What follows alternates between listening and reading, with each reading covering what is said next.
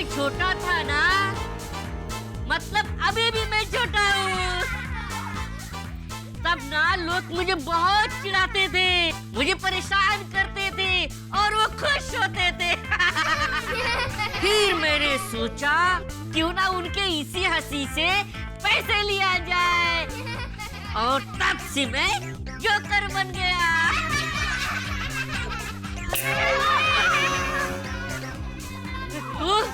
तुझे ना मैं नहीं छोड़ूंगा।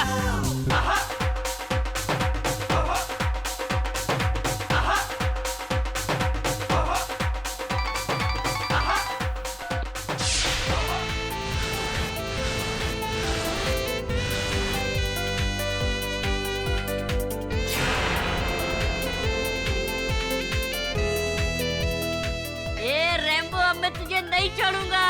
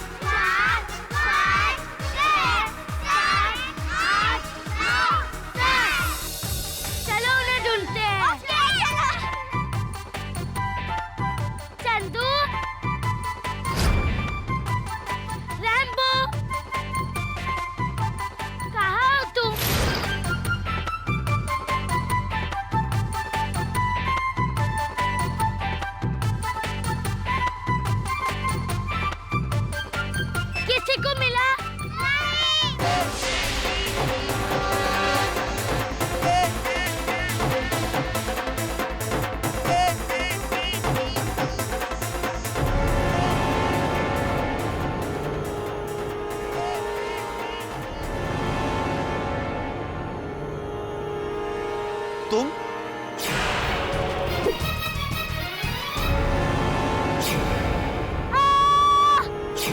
ये तो पलक की आवाज है।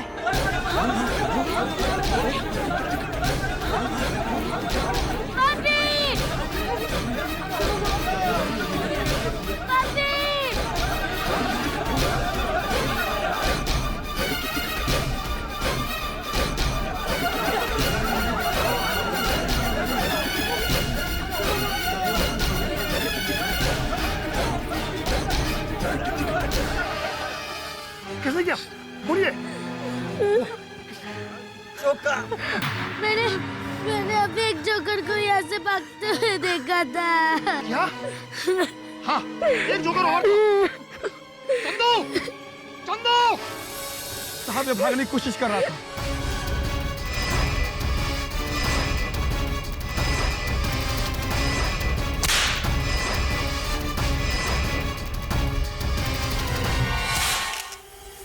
मैंने किसी को नहीं मारा साहब। तो तू भाग क्यों रहा था? मैं भाग नहीं रहा था साहब, मैं तो छोटे छोटे बच्चों के साथ खेल रहा था साहब। मैं सच कह रहा हूँ साहब। बॉडियों पे चाकू के एंगल तो साफ दिखाई दे रहा है कि इन्हें किसी छोटे कद के आदमी ने मारा है। कितने छोटे आदमी ने? ये कोई 4 फीट के आदमी ने। तू चाकू लेकर पार्टी में क्यों आया था? साहब मैं तो बच्चों को फनी खेल दिखाने के लिए लाया था चाकू साहब। फनी खेल दिखाने के लिए? जी साहब। चाकू? जी और वो भी साहब। बच्चों को? जी साहब। ले चलो इसे। साहब कुछ नहीं किया साहब। अरे बचाओ, कोई बचाओ, मुझे बचाओ। मुझे समझ में नहीं आ रहा कि मैं आपकी बात कैसे मानूं कि आप माँ हैं और हर माँ को ऐसा लगता है कि उसका बेटा निर्दोष है। दूसरी तरफ ये समाचार पत्र है, ये देखिए, हर समाचार पत्र का यही कहना है कि आपका सुपुत्र चंदू ही हत्यारा है। अब किसकी बात मानूं? मैंने चंदू को बहुत मुश्किलों और गरीबी में पालकर बड़ा किया है। भूख और गरीबी इंसान से सब कुछ करवा देती है, पर मेरा चंदू ऐसा नहीं है। एक बार मैं और चंदू 2 दिन से भूखे थे और तभी हमारे घर के सामने एक ब्रेड पाव वाला अपनी साइकिल छोड़कर कहीं चला गया।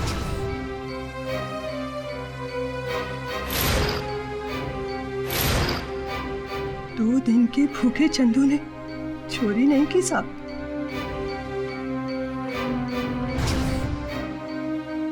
मेरा चंदू तो एक मच्छर को मारने से पहले भी 1000 बार सोचता।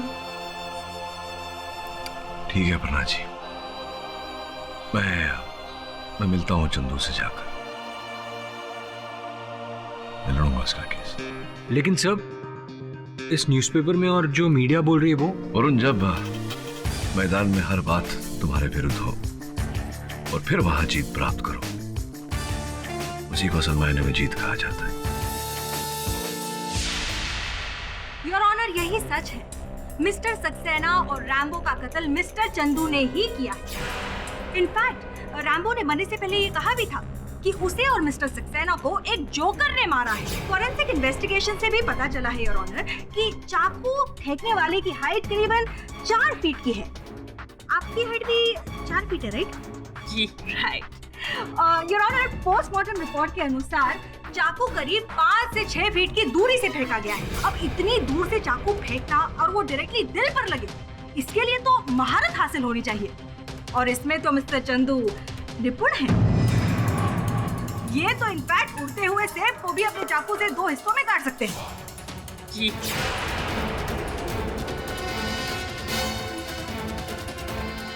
और सबसे बड़ी बात, डेड बॉडी के पास ये चाकू बरामद हुए हैं जो मिस्टर चंदू को बिलोंग करते हैं, राइट?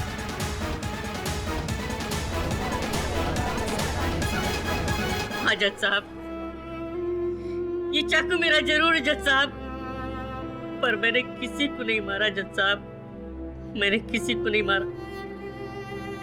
और भला मैं किसी को मारने के लिए अपना ही चाकू क्यों इस्तेमाल करूंगा? मैं ऐसा क्यों करूंगा? क्योंकि तुम जोकर हो। हाँ, मैं जोकर हूँ, पर मैं डफर नहीं हूँ। योर ऑनर, हमारे पास इस केस का एक आई विटनेस भी है, पर क्योंकि वो नाबालिग है इसलिए मैं इंस्पेक्टर दवे को, जो इस केस के इन्वेस्टिगेटिंग ऑफिसर है, उन्हें कटघरे में बुलाने की जरूरत चाहूंगी। इजाजत है। इंस्पेक्टर दवे, आपको पलक यानी कि हमारी आई विटनेस ने क्या बताया? जब मैं पलक से मिलने उसके घर गया तो उसने मुझे बताया कि मैंने अभी एक जोकर को यहाँ से भागते हुए देखा था।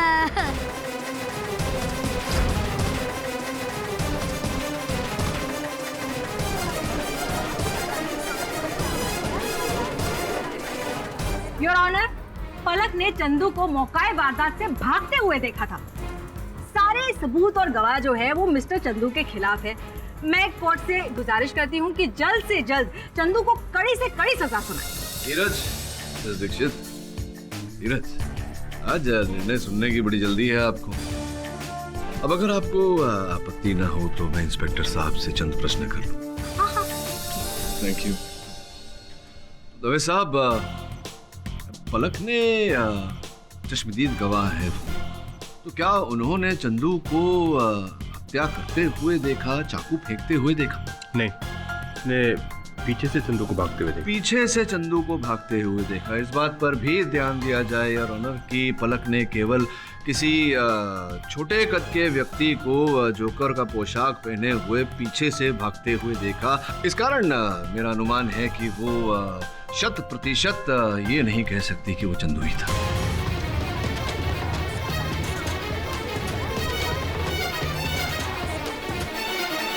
मिस्टर पाठक, आप फिर से भूल रहे। उस दिन पार्टी में 2 जोकर थे, एक चंदू और एक रैम्बो। अब पलक ने छोटे कद वाले जोकर को भागते हुए देखा। It is so obvious. अब वो तो आप पे वकील ही हो सकते हैं ना। मैं कितनी बार कहूँ जज साहब कि मैंने किसी को नहीं मारा। तो फिर आप घर से भाग क्यों रहे थे? मैं भाग नहीं रहा था, मैं तो छोटे छोटे बच्चों के साथ खेल रहा था, और यही करने के लिए मैं वहाँ पर आया था। योर ऑनर, इस स्तर पर मैं कहना चाहूंगा कि अभियोग पक्ष ने मोटिव ऑफ मर्डर भी एस्टैब्लिश नहीं किया है। चंदू के पास रैम्बो को मारने का कोई उद्देश्य नहीं था। मिस्टर पाठक, आपने अपना होमवर्क नहीं किया? वो आपकी भाषा में कहता ना, गृह कार्य। योर ऑनर, रैम्बो को मारने के लिए चंदू के पास कोई मोटिव नहीं था, लेकिन मिस्टर सक्सेना को मारने का मोटिव सिर्फ और सिर्फ चंदू के पास ही था, क्योंकि प्रकाश सक्सेना के पिता मिस्टर पृथ्वीराज सक्सेना के अवैध संतान है चंदू।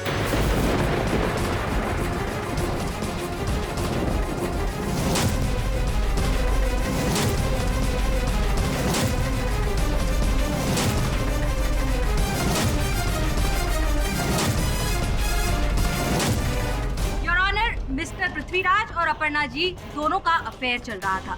दोनों शादी भी करने वाले थे, लेकिन उससे पहले ही अपर्णा जी माँ बन गई। मैं इस बच्चे को नहीं अपना सकता। लोग क्या कहेंगे? इतने बड़े बिजनेसमैन का इतना छोटा बेटा। एक बोने को मैं अपने बेटे होने का हक नहीं दे सकता। आज के बाद मेरा और तुम्हारा हर रिश्ता खत्म।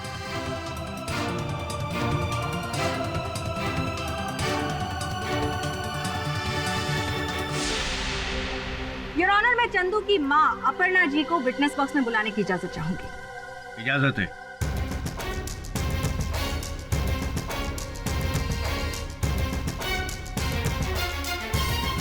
अपर्णा जी, मैंने जो अभी अभी कहा वो सच है? चंदू पृथ्वीराज का ही बेटा है।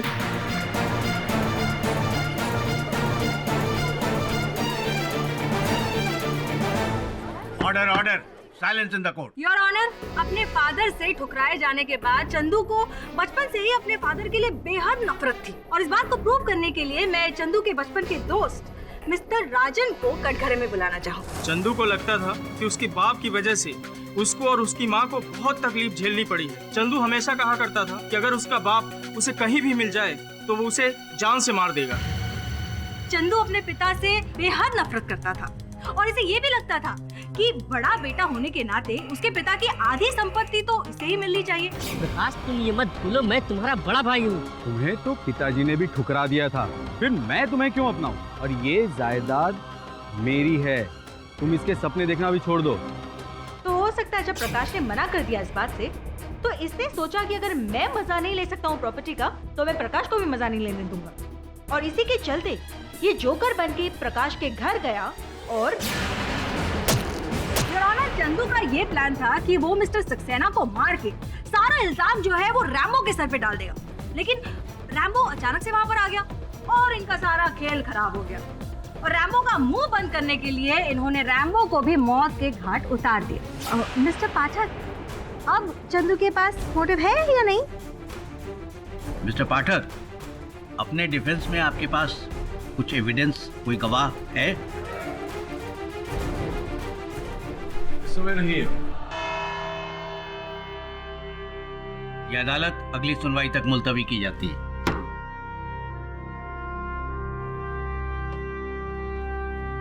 मिस्टर पाठक, मैं जानती हूँ इस बार तो मैं आपको हरा ही लूं, लेकिन इस बात की मुझे कोई खुशी नहीं हो रही है। You know why? क्योंकि आपने एक केस ही गलत चुना है।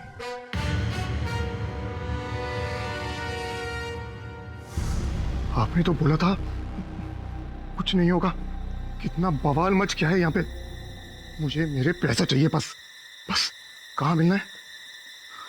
ठीक है, मैं आता हूँ। आप मेरी बात तो सुनिए। देखिए अपर्णा जी, अभी कहने सुनने को कुछ बाकी रहा नहीं। ना मैं झूठ का साथ देता हूँ, ना उन लोगों का जो झूठ बोलते हैं। मैं आपके सुपुत्र का केस नहीं लड़ सकता। बस सिर्फ एक बार मेरी बात सुन लीजिए। चंदू को ये बात नहीं पता थी कि वो पृथ्वीराज सक्सेना का बेटा है।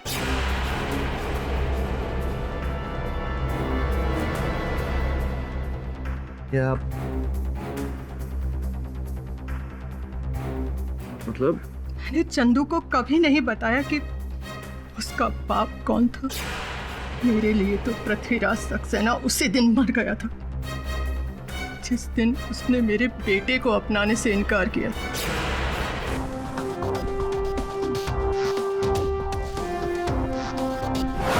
ये बताओ चंदू, तुम वहां सक्सेना के वहां क्यों गए थे? वो रैम्बो ने मुझे भेजा था केडी साहब। उसने कहा सक्सेना की बच्ची का बर्थडे है, वहाँ पे परफॉर्म करना।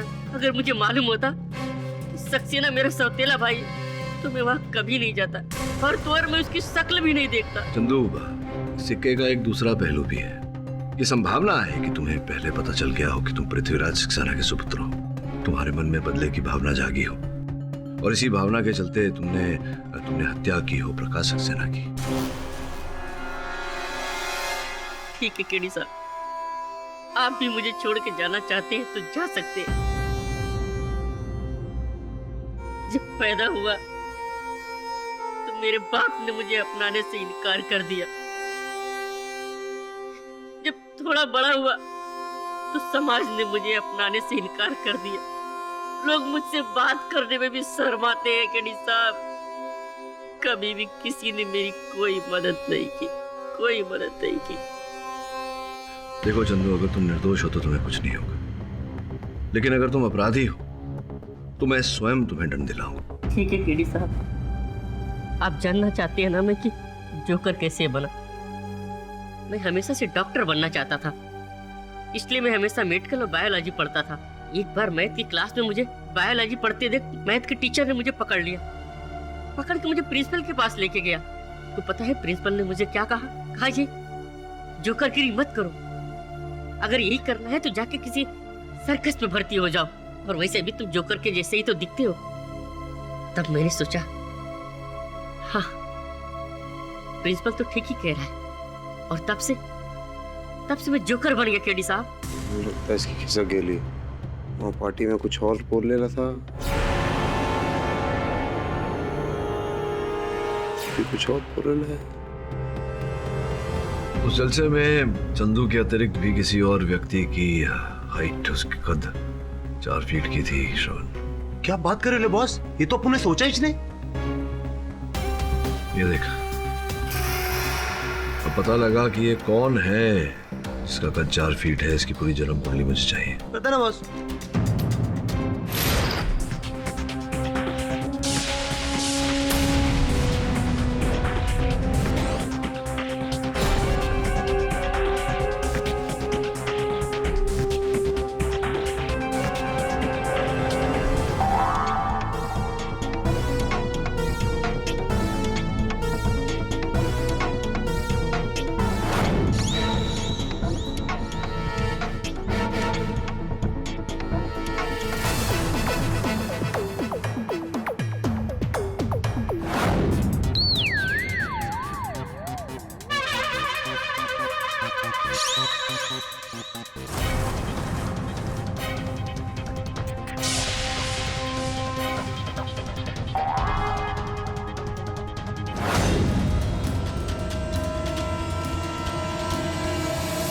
योर, ये केस जितना सरल दिखाई दे रहा है उतना है नहीं, बड़ा ही पेचीदा और घुमा हुआ केस है। घुमा तो आप रहे हैं मिस्टर पाठक, आप क्यों खामखा कॉम्प्लिकेशंस बढ़ा रहे हैं? देखिए मिस दीक्षित, मैं समस्या में नहीं समाधान में मानता हूँ। इस समस्या का समाधान निकालने के लिए योर ऑनर, मैं रोहन सक्सेना को कटघरे में बुलाने की अनुमति चाहता हूँ। ये रोहन कौन?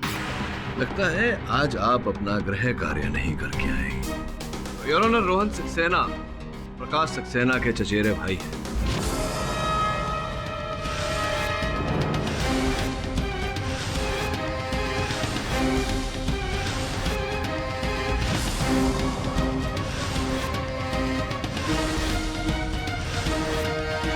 रोहन जी, कैसे हैं आप? क्षमा चाहता हूं आपको यहाँ अदालत में आने का कष्ट दिया। ये बताइए कि आपके और आपके भाई साहब प्रकाश जी का व्यवसाय एक ही है, बांध काम करते हैं आप लोग, भवन निर्माण करते हैं, बिल्डर्स हैं आप लोग? जी हाँ, ये हमारा खानदानी बिजनेस है, लेकिन प्रकाश और मैं काम अलग अलग करते हैं। अलग अलग काम करते हैं? तो आपका अपना व्यवसाय कैसा चल रहा है? बहुत अच्छा। अद्भुत बात है, क्योंकि आपके बैंक अकाउंट की सूची देखकर तो ऐसा नहीं लगता। योर ऑनर, रोहन जी के बैंक अकाउंट के स्टेटमेंट को देखकर साफ पता लग रहा है कि पिछले 5 वर्षों से ये भारी कर्जे में, भारी ऋण में डूबे हुए हैं। योर ऑनर, केवल इतना ही नहीं, शहर के एक बहुत ही महत्वपूर्ण इलाके में इनकी पुश्तैनी जमीन है, और उस जमीन को लेकर दोनों भाइयों में पिछले 5 वर्षों से विवाद चल रहा था। प्रकाश सक्सेना वहाँ अपने दादाजी की अंतिम इच्छा के अनुसार एक मंदिर बनवाना चाहते थे, और रोहन वहाँ एक मॉल बनवाना चाहते थे, जिसके कारण ये कर्ज मुक्त हो जाए, ऋण मुक्त हो जाए। सही कह रहा हूँ मैं? जी हाँ, तो इसमें बुराई क्या है? इस सारी बातों का हमारे केस से क्या लेना देना है?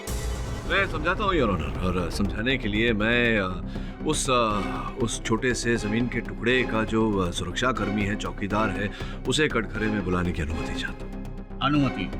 बहादुर साहब, सक्सेना वंश की जिस जमीन की आप निगरानी करते हैं, वहाँ ये रोहन साहब का आना जाना रहता है? जी साहब, ये तो वहाँ का चक्कर लगाता ही रहता था, रोज प्रकाश साहब से लड़ा किया करता था। रोहन, ये जमीन सिर्फ मंदिर की है, और यहाँ मंदिर ही बनेगा और कुछ नहीं। इस जमीन से दूर रहो रोहन, मैं तुम्हें आखिरी वार्निंग दे रहा हूँ। और मैं भी तुम्हें आखिरी बार वार्निंग दे रहा हूँ, ये जमीन मुझे दे दो, वरना मैं तुम्हें भी दादाजी के पास ऊपर भेज दूंगा। फिर वहां बैठकर बनाते रहना मंदिर का नक्शा उनके साथ।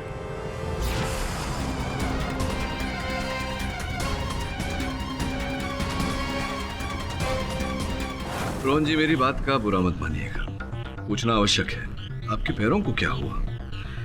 जी एक एक्सीडेंट पे मेरी दोनों टांगे चली गई। जी, और कब हुई थी आपकी ये वाहन दुर्घटना? तकरीबन 4 साल पहले।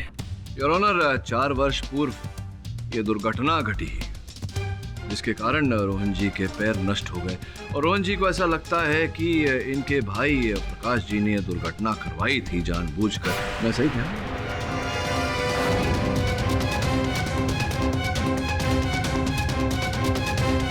जी हाँ, रोहन को लगता था कि कार एक्सीडेंट भी प्रकाश ने ही कराया था।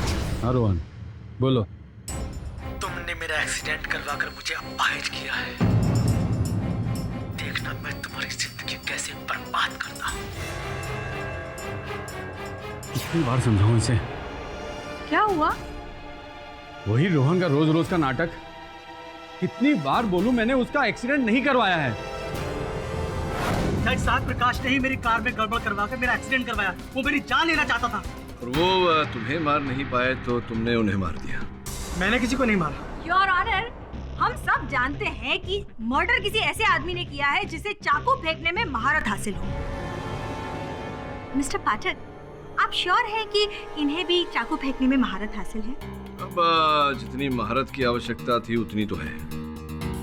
योर ऑनर, मेरे कहने का तात्पर्य ये है कि प्रकाश जी ने रोहन को उनके घर जाने से मना किया था, जिसके बावजूद जन्मदिन के जलसे पर रोहन जी प्रकाश जी के घर बिना बुलाए पहुंच गए। ऐसा क्यों किया? केडी साहब, मुझे पैसों की सख्त जरूरत थी। मैं प्रकाश से इस बारे में बात करने गया था, ना कि उसका खून करने। अगर आप अपने भाई साहब प्रकाश की हत्या करना नहीं चाहते थे, उन्हें मरवाना नहीं चाहते थे, तो रैम्बो को उनकी हत्या का सुपारी देने की क्या आवश्यकता थी?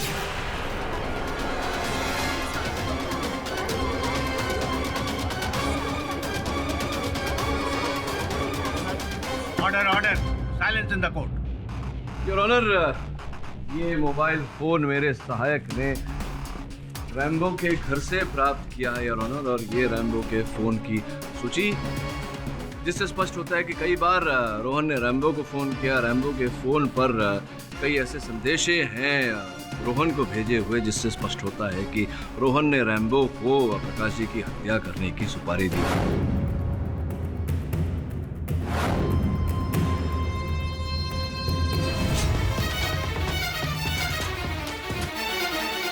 योर ऑनर, फोरेंसिक रिपोर्ट के अनुसार हत्यारे का कद 4 फीट है, और चूंकि रोहन साहब व्हील चेयर में बैठे हैं, जमीन से इनकी ऊंचाई भी करीब करीब 4 फीट ही है। ये मिस्टर पाठक, आपको लगता है कि रोहन साहब भाग सकते हैं? नहीं, आई डोंट थिंक सो। और वैसे भी पलक ने ये कहा था कि उसने एक जोकर को वहाँ से भागते हुए। जोकर? योर ऑनर, मैं चाहता हूँ कि उस जोकर के बारे में हमें प्रकाश जी के मैनेजर यहाँ कटघरे में आकर हमें ज्ञान दें। मैनेजर साहब, बच्चों का मनोरंजन करने के लिए रैम्बो जोकर को आप ही ने बुलाया था? जी हाँ। किसके कहने पर बुलाया था आपने रैम्बो को? प्रकाश जी के कहने पे। आपने विशेष रूप से रैम्बो को क्यों बुलवाया हुआ? नहीं उत्तर दे पा रहे हैं और मैं ही बता देता हूँ। इन्होंने रैम्बो को रोहन जी के कहने पर बुलाया। हाँ, लेकिन उन दोनों मर्डर से मेरा कोई वास्ता नहीं है। झूठ बोल रहे हैं, आपका वास्ता है, और मैं बताता हूँ कि आपका वास्ता कैसे है। योर ऑनर, प्रकाश जी की हत्या से 1 सप्ताह पूर्व मैनेजर साहब ने उनकी कंपनी में एक बहुत बड़ा फ्रॉड किया था। 22 लाख रुपए कंपनी के अकाउंट से निकाल लिए थे, और ये जानते थे कि एक न एक दिन प्रकाश जी को पता चल ही जाएगा। तो जब इन्हें पता चला रोहन जी के कहने पर कि रोहन जी ने रैम्बो को अनुबंधित किया है प्रकाश जी की हत्या करने के लिए, ये भी चाहते थे कि प्रकाश जी की हत्या हो जाए, इन्होंने रैम्बो को जलसे में आने का आमंत्रण दिया। सही कह रहा हूँ मैं? मैंने कंपनी अकाउंट से पैसे जरूर निकाले थे, लेकिन मेरा इरादा फ्रॉड करने का बिल्कुल नहीं था जज साहब। क्या आप वो पैसे वो रुपए दान में देने वाले थे? मेरी बहन की शादी थी। लड़के वालों ने अचानक महंगी कार मांग ली और मेरे पास उस समय इतने पैसे नहीं थे। मैंने सोचा कि अभी कंपनी के अकाउंट से पैसे निकाल लेता हूँ और बाद में जब मेरे पास पैसे होंगे तो मैं वापस कंपनी के अकाउंट में पैसे डाल दूंगा। डाले आप? नहीं, लेकिन मर्डर वाली बात में मैं शामिल नहीं हूँ, क्योंकि अगर मुझे पता होता कि रैम्बो प्रकाश जी को मारने के लिए उनके घर में आ रहा है तो मैं उसे कभी नहीं घुसने देता। सक्सेना साहब को मारने का प्लान अगर होगा तो वो सिर्फ और सिर्फ इस रोहन का ही होगा। वहां से कौन सा जोकर भागा इस बात की जानकारी भी इस रोहन को ही होगी। ये सच है कि मैंने रैम्बो को हायर किया था।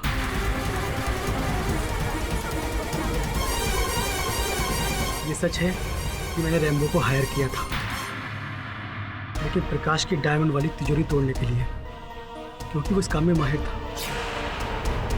जज साहब, मेरे पास कोई और रास्ता नहीं था। मुझे पता था कि प्रकाश की तिजोरी में करोड़ों के हीरे हैं और मुझे यह भी पता था कि वो तिजोरी कहाँ रखी है। इसीलिए मैंने मैनेजर से रैम्बो को हायर करने के लिए कहा। मेरा प्लान था कि बर्थडे पार्टी में रैम्बो तिजोरी तोड़ेगा और मैं वहाँ से सारे हीरे लेकर निकल जाऊंगा, लेकिन उस रात कुछ और ही हुआ। देख रोहन, वो जमीन हमारे पुरखों की है और वहाँ मंदिर बनेगा तो ही उनकी आत्मा को शांति मिलेगी। तुम समझ क्यों नहीं रहे हो प्रकाश? मैं सर से लेकर पांव तक कर्ज में डूबा हूं। पता है, ये ले, देख, इन पैसों से तेरा कर्ज उतर जाएगा। और जब मुझे पैसे मिल गए तब मैंने रैम्बो को चोरी करने से मना कर दिया। ठीक है, डायमंड चोरी नहीं करूंगा और जो एडवांस लिया है वो वापस नहीं करूंगा। ये है उसकी ज़ेरॉक्स कॉपी।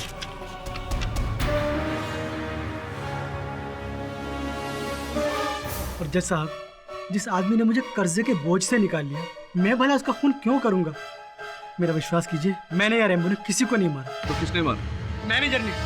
आप इससे पूछिए जज साहब, पार्टी वाली रात इसने 2 गुंडों को घर पर क्यों बुलाया था? प्रकाश साहब ने ही उन दोनों को पार्टी में बुलाया था। अच्छा, क्यों? वो मैं और प्रकाश साहब कभी कभी हीरोइन का नशा लेते थे।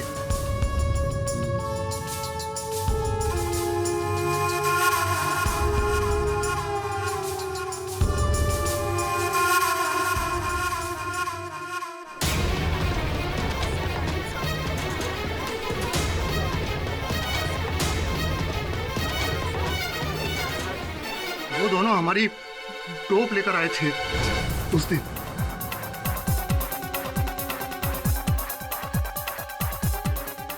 साहब, ये कत्ल रोहन ने ही किया है और इसमें इसकी क्राइम पार्टनर है ये अंकिता।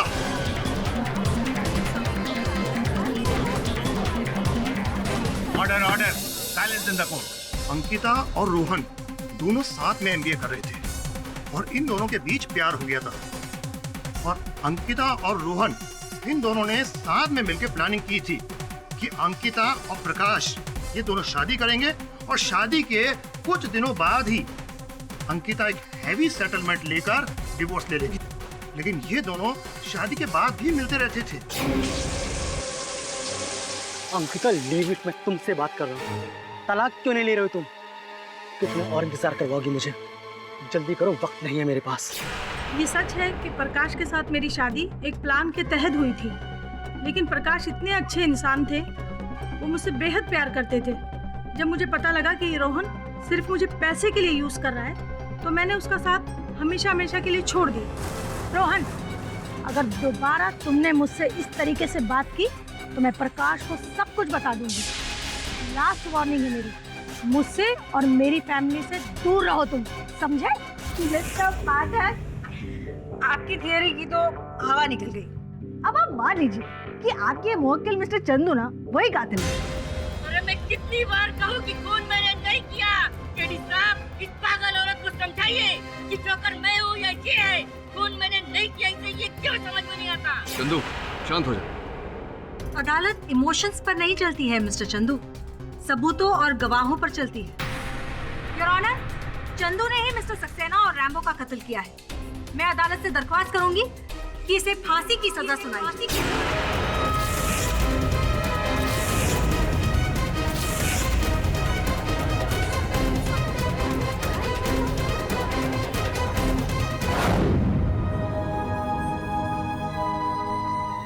आपको पता है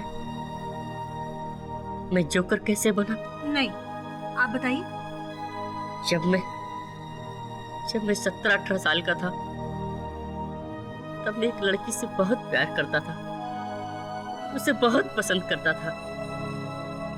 मैंने उसे शादी के लिए प्रपोज किया। उसने कहा तुम्हें मेरे पिताजी से बात करनी होगी। मैं उसके पिताजी से मिलने उसके घर पे गया। उसके पिताजी मुझे देखकर मुस्कुराए और बोले तुम तो मेरी बेटी के आधे ही कद के हो, तुम मेरी बेटी को कैसे खुश रख पाओगे? तो मैंने कहा मैं आपकी बेटी को हमेशा खुश रखूंगा, उसे बहुत सा प्यार दूंगा, उसे हमेशा हंसाता रहूंगा। वो बोले कैसे? जोकर बन के? तब मैंने सोचा हाँ ये तो ठीक कर रहे हैं, और तब से मैं जोकर बन गया। जोकर।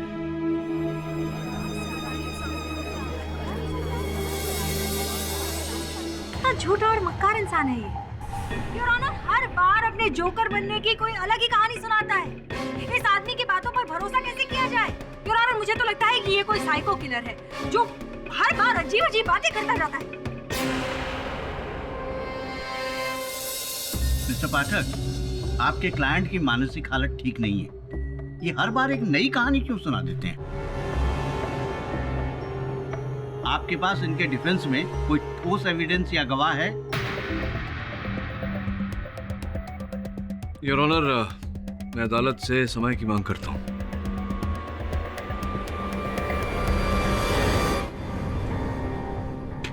सना जी, ये बार बार चंदू अलग कहानियां क्यों सुनाता है? चंदू अपने बचपन की किसी यादों को छुपाने के लिए अक्सर ऐसी कहानियां बनाकर सुनाया करता था, जो शायद अब उसकी आदत बन चुके हैं।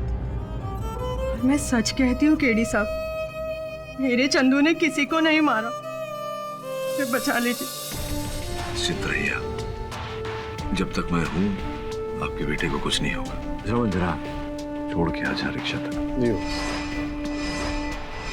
आपको क्या लगता है सर? मुझे ऐसा लगता है वरुण की चंदू ने यह हत्या नहीं की। सही कहा उसने, वो जोकर है, डफर नहीं। अगर उसने हत्या की होती तो वो अपने ही चाकुओं का उपयोग नहीं करता।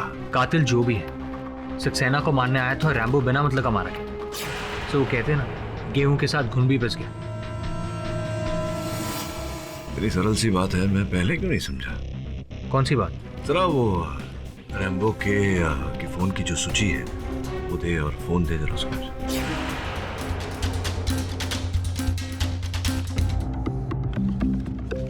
पिछले कई दिनों से रैम्बो को इस एक नंबर से अनेक कॉल आए हैं। ये रैम्बो लड़कियों में बहुत पॉपुलर है। वैसे सर, इस मोबाइल में उसकी बहुत सारी फोटोग्राफ्स हैं। प्ले बॉय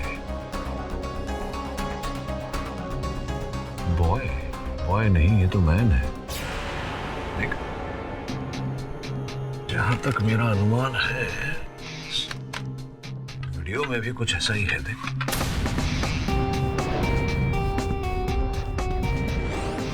योर ऑनर, अभियोग पक्ष महोदया ने जो कहा था वो बात बिल्कुल सत्य है।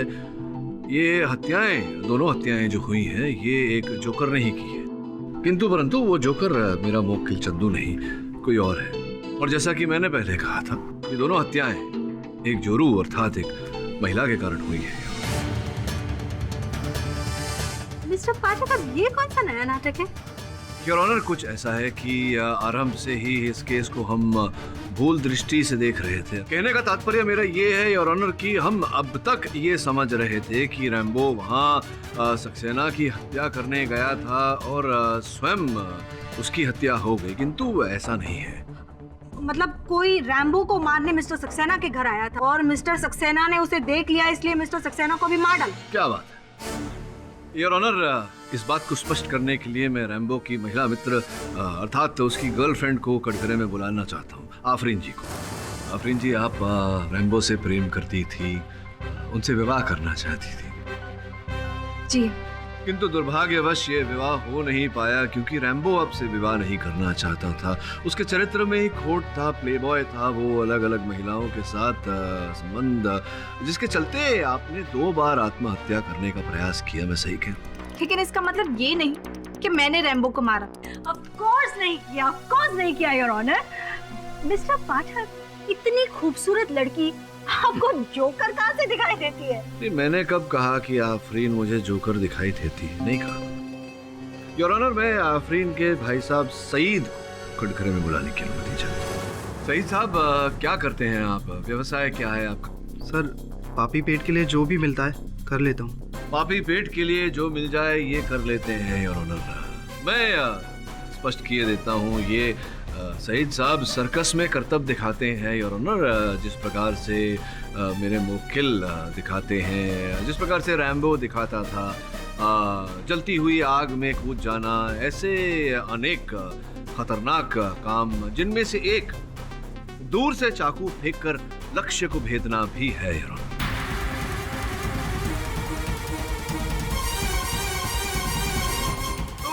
ये बताओ सईद साहब के उस दिन पलक की पार्टी में, उस जलसे में क्यों गए थे? मैं किसी बर्थडे पार्टी में नहीं गया था सर। नहीं गए थे आप? जी नहीं, मैं नहीं गया। योर ऑनर, मेरे पास एक सीडी पड़ी है यहाँ, आपकी अनुमति हो तो चलाऊं? अनुमति।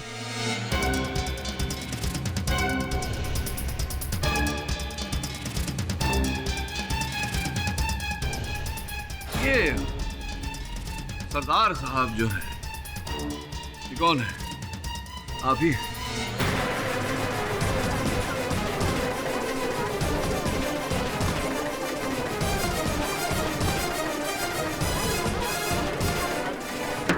Silence in the court. Your honour, Saeed साहब ही हैं सरदार की वेशभूषा पहनकर।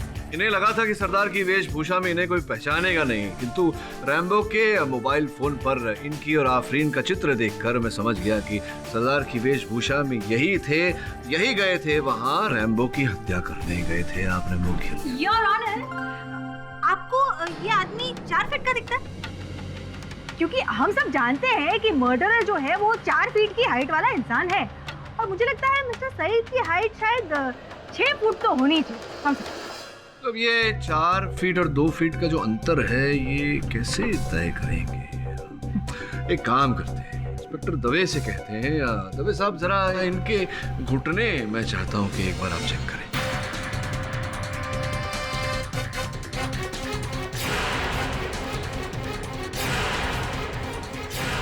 हाँ वो देखिए घुटने इनके।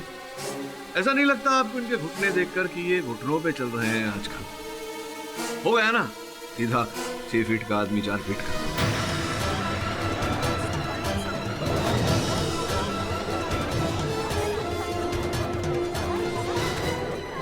हाँ तो सईद साहब, अब ये छिपाने को कुछ रहा नहीं है। जहां तक आपके फोन की सूची का प्रश्न है वो न्यायाधीश महोदय के मेज पर रखा हुआ है, और जो बातें आपकी और रैम्बो के बीच में हुई थी उनकी भी टेप्स वहां रखी हुई है।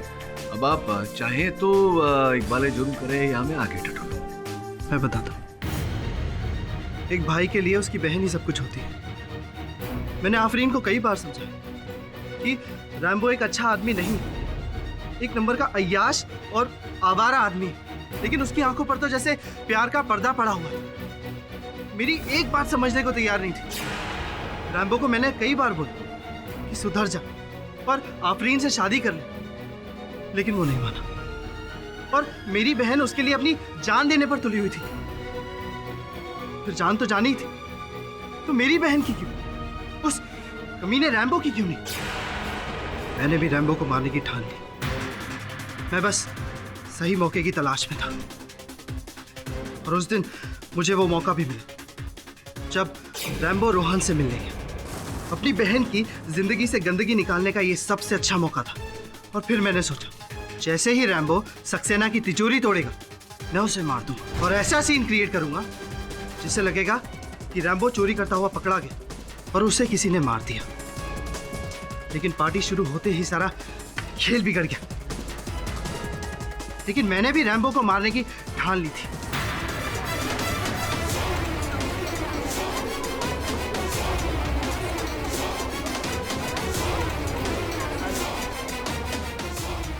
और अपने कई कर्तव्य मैं घुटनों के बल भी चलता था, जिससे मेरे लिए यह काम और भी आसान हो गया।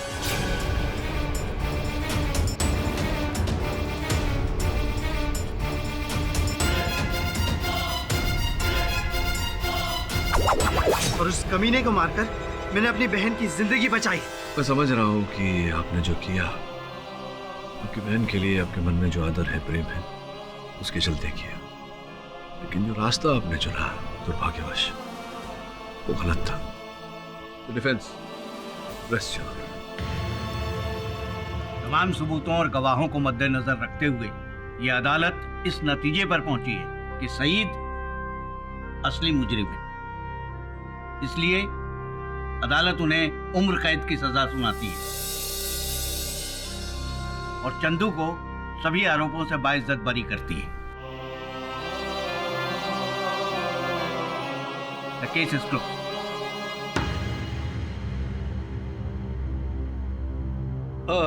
मिस दीक्षित, आपको छोड़ दूं कहीं? Thank you. वैसे मिस्टर पाठक, आपके मुवक्किल ने तो बहुत सारी स्टोरीज बताई थी जोकर बनने की। इसमें से सच स्टोरी कौन सी है आप तो जानते ही होंगे, राइट? देखिए मिस दीक्षित, एक ही दिन में कोई जोकर नहीं बनता। चंदू ने जितनी कहानियां सुनाई सब सच है, और ये भी सच है कि सच को आंच नहीं होता।